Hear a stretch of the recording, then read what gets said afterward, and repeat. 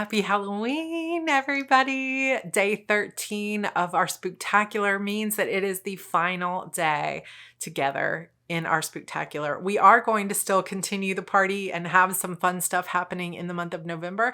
I am also going to be updating you guys as I go because November is National Novel Writing Month, which is NaNoWriMo if you've ever heard of it. Some of you I know are going to be participating in it as well. So I will be doing daily vlogs over on my Heart Breathings YouTube channel. If you want to come follow me over there, we are getting close to 60,000 subscribers. So I would love for you to follow me there if you want to follow some of my writing journey. I will be working on 2 different books during NaNoWriMo this year. I'm going to be working on The Disappearance of Vanessa Shaw, which is a standalone sort of YA paranormal thriller. And I'm also still continuing to work on book 12 of my Shadow Demon saga. And I'm hoping that I will get some clear mind, healthy family, and I will get to really work on and focus on these books over the next month. And I would love for you to join in the journey as we go. But also, I just wanted to wrap up this Spooktacular season by saying thank you so much for being so much fun, such good sports. Like, it has been, every single day has been a joy, and I have been smiling so much, even though I had a little bit of a stomach bug and a little break in the fun there for me. I have really enjoyed this, and I think it's been our best, most successful Spooktacular to date, and it's just going to keep getting bigger and better. So I'm excited to celebrate this with you. I do have a special treat for you today. So I'm going to be reading a special tarot reading for you guys from the Lightseers Tarot. So this is one of my favorite tarot decks. It is more like multicultural. It's also a really good one for beginners. So if you have never used tarot before, this is a good deck. Some decks are easier to use than others when it comes to, beginners in terms of reading the imagery, because anyone can really read tarot. And I think that a lot of people believe that tarot is something that you have to memorize every single card and you have to know every single meaning of each card in order to read the cards.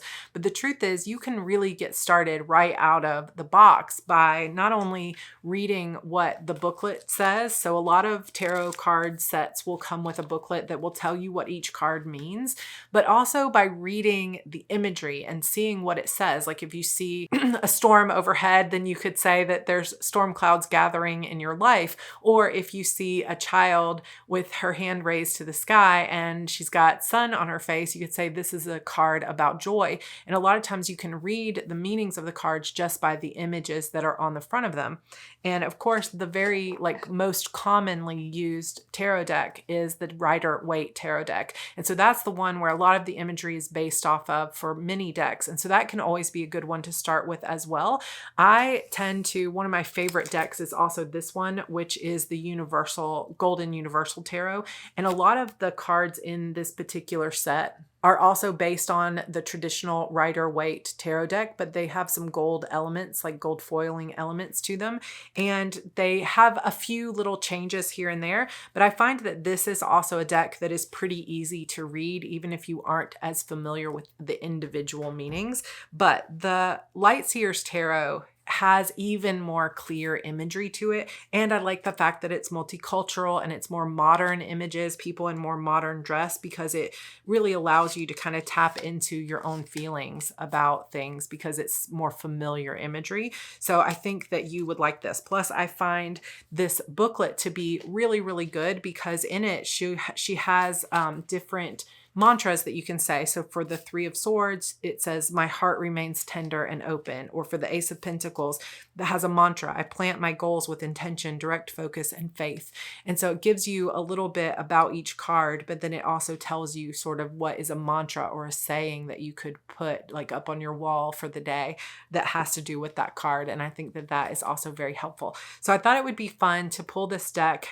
And I'm also going to be giving away this deck, not this one that I have, but just a brand new version of this deck. This is the Lightseers Tarot. I will link this in the blog post as well today for anybody who wants to grab it, but you will be able to enter to win this. And I'm going to send you more than just the tarot deck. I'm going to send you the deck and a little bit of crystals and some other things along with it. So it'll be a little bundle for you today. So a lot of times when I get started with my tarot, I will just go ahead and shuffle them just like you do any type of cards. So if you had a deck of cards, just playing cards, and you shuffle them, that's the same way that I will often shuffle my tarot cards. There are also some other things that I do when I first get a tarot deck. So often they will come with the cards in order. So there are 22 major arcana cards, and these are the ones that are you might be familiar with from like movies and other things like that. So it's like the Magician, the High Priestess, the Death card, you know, things like this that you might be familiar with. So there are 22 of those original cards. And then beyond those, there will be the suit cards. So you have the cups, the pentacles, the wands, and the swords. And that is very similar to like spades and clubs and different things like that, that you have the 4 suits in a regular set of playing cards. So each of those suits will have an ace, and then it'll have a 2, 3, 4, 5, 6, 7, 8, 9, 10. And then they will have the face cards, right? Very similar if you're used to playing cards. So you have a page, a knight, a queen, and a king in most traditional cards. Now, sometimes the decks will switch those up a little bit, but most traditional sets will have those cards. And so they'll usually be in order here in the deck. And so what I will do is I will just take a look at each individually. I'll put my hands on each individual card. I will really look at the imagery before I start using it as a deck of cards that I'm actually reading from. I will take some time to kind of get to know the deck. So I'll take it one little card at a time. I'll look through it. If I am interested in an imagery, I'll go through the book as well to kind of see what the book has to say about that card. So I spend some quality time with it. I also will sometimes use smoke to cleanse it. So sometimes you'll see people using sage bundles, but a lot of people have stopped using sage, and instead they will use like rosemary, or you could even use like an onion peel. You could use any kind of smoke. So you could use Palo Santo or whatever you would like to use. I've been using rosemary bundles lately because rosemary is so plentiful and easy to get a hold of. So rosemary is a good way to sort of smoke your cards, but that smoke sort of cleanses any old energy. So a lot of these cards are just kind of manufactured wherever. And so you don't know whose hands have all been in them. And if you really believe in energy, you know that anybody who might have touched this and had a bad day and was slinging it across the post office, you know, whatever, might have left some of that energy in the cards. And so you don't want that to be reflected in your own reading. So you want the energy to be clean and fresh. And so a lot of times I will put something like a clear quartz or even a selenite that can kind of pull the energy out of it on top of the deck of cards for a few days. And then I will also have that smoke cleansing and just let smoke come around it. I'll just use a bundle and let the smoke go all around my cards. And then also sometimes I will sleep with my cards inside my pillowcase.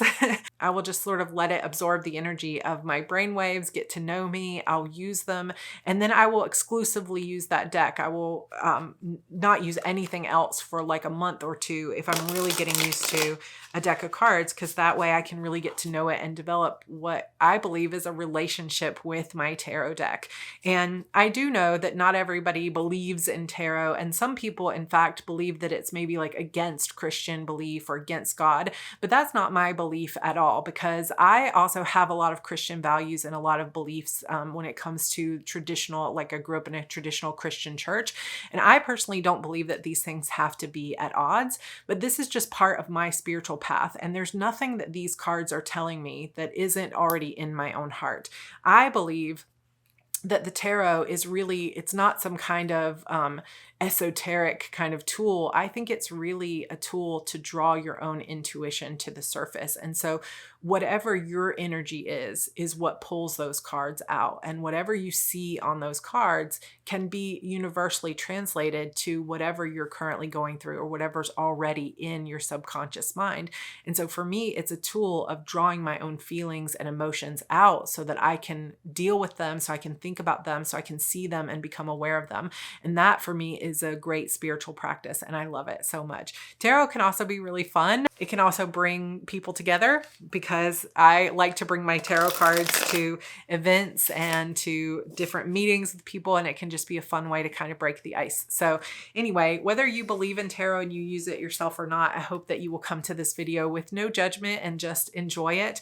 And I'm going to read for you some cards that are for us as a coven. So I'm just going to read 3 cards, and they're just going to be whatever message the universe has for us for where we are going in the next 6 months to 12 months together as a coven family. So let's see what the cards have to tell us.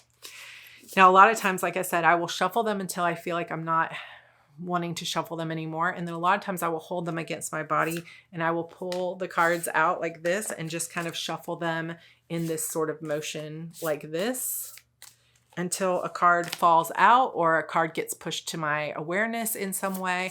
And a lot of times if I go quickly enough, I will start to see a card that will make itself known to me that this is the card that is wanting to come out. So I'm going to try to get quiet for a second and share this. So for example, this card just came out and it is the Judgment card. This is, as you can see, this is a card of transformation. So you have the girl looking up and it's kind of as if her spirit is dancing out of her. In some other decks of tarot, this is also a like people coming out of gravestones or out of a coffin.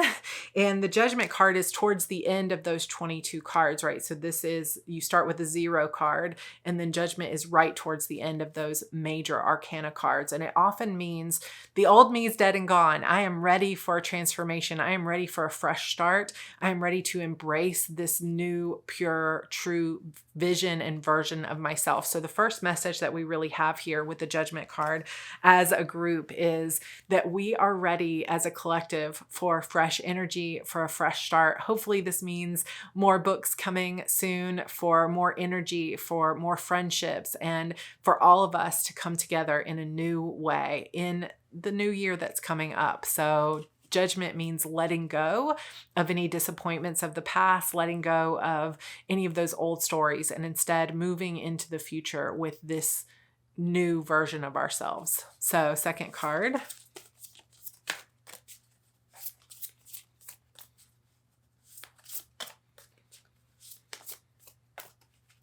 So the second card that I get is the 2 of Wands.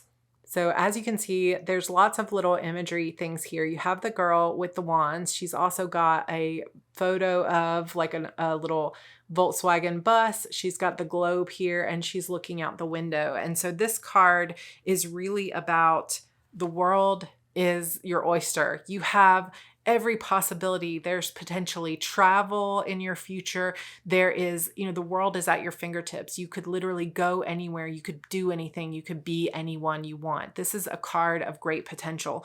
And so when we look at the 2 of Wands, we're really thinking about making those plans, and the ideas are flowing as to where could we go from here? What is really possible? So for those of you that are the writers in the group, maybe this is a message for you as well of like, now is the time to dream of what's possible, because you can literally have anything you want. You can be anything you want. You can go out into the world and do anything you want.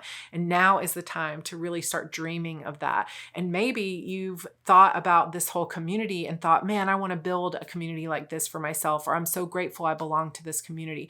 Maybe you have watched my career blossom and you've thought, man, I want something like that for myself. And so this is the time to really allow yourself to dream. And it could also be a message of travel. So I've been thinking of doing a couple of events in 2023 in terms of doing a Heart Breathings Writing Community virtual retreat and making it a personal retreat, like an in-person retreat, and also tagging on a book signing with that. So you never know, it could mean travel for all of us, that we're all going to get together for some kind of book signing event. That would be super awesome. So that could be a message there as well. So let's see what this third card has to say for us today.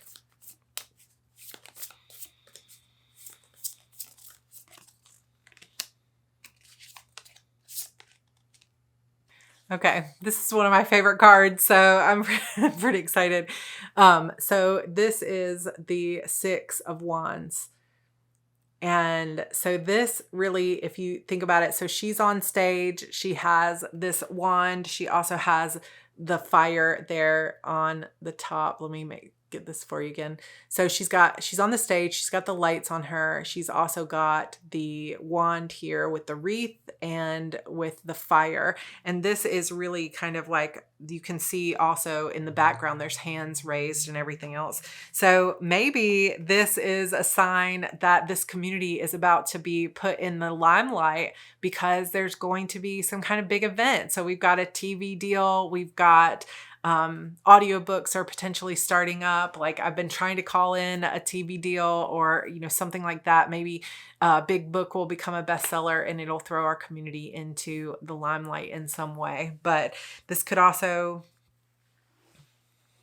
just mean that we're all going to be hanging out together, because this girl on stage could be me, or it could be any one of you hanging out on stage at an in-person event. So it could be any of those things. But I think the message really here for us for the next year is it's time to maybe release any of those regrets of the past. I know if this were a message for me, it would be that it's time for me to let go of any of the disappointment about how long it's taken to write books, and instead start really looking towards the future of who I'm becoming and who I'm transforming into. And so that might resonate with some of you as well. Like, let go of any of the regrets of the past, any of the things that you haven't done perfectly that you wanted to do. And instead, let's think about the transformation. So 6 months for life, like for those of you that have been participating with that, I'm going to be continuing on with that with a new 6 months starting in January. And it's all about transforming. It's all about letting go of the past and moving into who you were meant to be. And then when we look at the Two of Wands, this is all about dreaming of the possibilities. So let go of the past, start dreaming of the possibilities, because success is on the way for you. And I think that is the real message here today. And hopefully it also shows us that we're going to be getting together in person at some point next year. So maybe a spooktacular event next year in person. Let me know if you would be down for that, if that would be exciting for you. Also, we do still have a little bit of time left for you to enter to win the 15 signed paperbacks for the grand prize giveaway. So go enter that. There may still be one slot left for my manifesting course. And we're going to be, of course, finishing up the Zoom party invites. And then our Spooktacular, sadly, is coming to an end. I hope you have had a blast. Please make sure that you like this video, that you comment down below, that you let me know whether you've enjoyed this. And if you have any ideas for how to make it even better next year, we will continue on with our Twitch streams as soon as I'm feeling 100% and ready to go, maybe after my conference next week. And for those of you that will be at Romance Author Mastermind Conference, I hope to see you there. And for everybody else, thank you for participating. Thank you for being a part of this. It's always bittersweet when something that has been super fun and a part of our lives for more than almost 2 weeks comes to an end. But I hope you know in the bottom of my heart how much I appreciate you all. I hope that this couple of weeks has shown you just how much I am grateful for you, how much fun I hope that we can continue to have together. I hope that you know that every day I am working toward creating a magnificent finale to the Shadow Demon Saga. So thank you for those of you that have been hanging in there waiting for that. And I promise that at the end of it, I will do everything I can to have made it worth the wait and worth the journey. So hopefully news coming on that soon. But for now, my heart is with you. I will be grateful for you for the rest of my life. So thank you for being a part of that. Help me in supporting Comfort Cases and the other nonprofits out there that help young kids in foster care. So if we can come together and help support them right now, that would be wonderful. And here's to many more spooktaculars to come. All my love to you forever.